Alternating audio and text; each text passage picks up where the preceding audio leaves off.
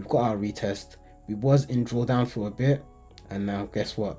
Price decided to take off finally. We have this massive wick over here, which when price creates something like that, more than likely price will come back and fill it, because that is inefficiency, right?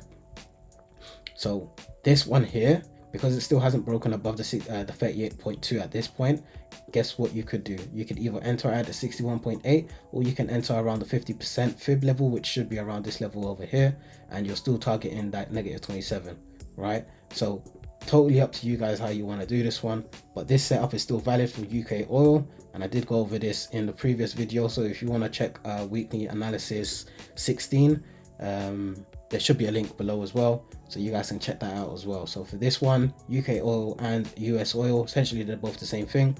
As you can see, look, price did come out of the box, right? But it's still respecting that whole area, so we're still bullish in this sense. So we are still going for longs.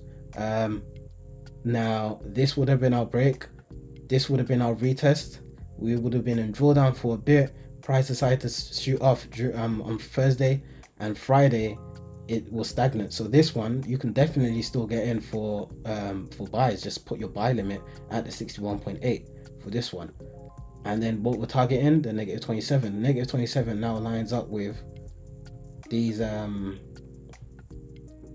support turn to resistance areas, literally there. So that's our target.